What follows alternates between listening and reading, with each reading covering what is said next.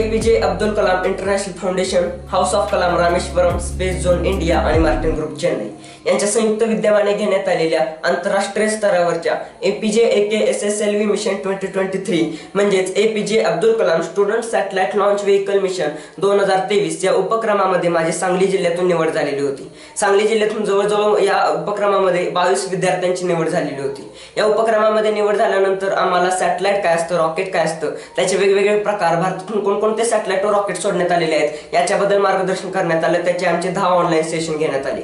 ते सेशन घेऊन झाल्यानंतर लगेचच 20 जानेवारी रोजी संत Dnyaneshwar hall MIT college Pune येथे आमचे एक ऑफलाईन वर्कशॉप झाले। त्या वर्कशॉपमध्ये आम्हाला एक पिको सॅटेलाइट तयार करायचा होता। सुरुवातीला आम्हाला पिको सॅटेलाइट बद्दल माहिती दिली व त्याच्यानंतर आम्हाला पिको सॅटेलाइट तयार करण्याचे साहित्य दिले। तेथे आम्ही एक पिको सॅटेलाइट तयार केला। संपूर्ण देशभरातून 5000 विद्यार्थ्यांनी एकूण 150 पिको सॅटेलाइट तयार केले। ते पिको सॅटेलाइट तयार केल्यानंतर लगेच 2 फेब्रुवारी रोजी आमची एक ऑनलाईन एक्झाम झाली। ती ऑनलाईन एक्झाम झाल्यानंतर आम्हाला तामिळनाडूमधील पट्टीपुलम येथे रॉकेट असेंबली वर्कशॉपसाठी बोलवण्यात आले। तेथे गेल्यानंतर 18 फेब्रुवारी रोजी आमचे एक वर्कशॉप झाले।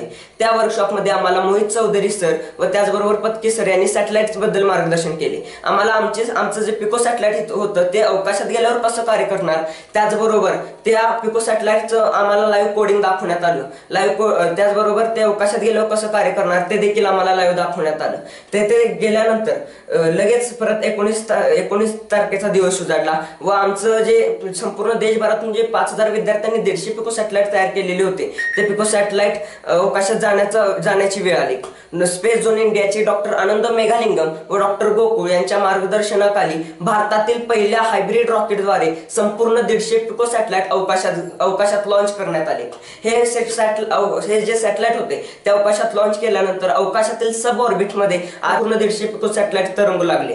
त्या प्रक्षेपण स्थळापासून 6.5 किलोमीटर अंतरावरील समुद्रात ते रॉकेट उतरण्यात आलं। कोस्ट गार्डच्या मदतीने ते हस्तगत करण्यात आलं। या संपूर्ण मिशनवर नासाची नजर होती। जे आमचे मिशन होते ते सक्सेस झाले। त्याच्या 5000 विद्यार्थ्यांच्या सहित world book of record, Asia book of record, assist book of record, India book of record व AKIF रेकॉर्ड हे अशी 5 सर्टिफिकेट भेटणार आहेत। या संपूर्ण मिशनमध्ये फाउंडेशनचे general secretary Milind Chaudhary sir, Maharashtra राज्याचे समन्वय मनीषाताई चौधरी मॅडम, त्याचबरोबर सांगली जिल्ह्याचे समन्वयक दिनकर आदाटे सर, माझ्या शाळेचे विज्ञान शिक्षिका विजया जाधव मॅडम, शाळेचे मुख्याध्यापक कांबळे सर व माझे माता पिता यांचे मार्गदर्शन लाभले।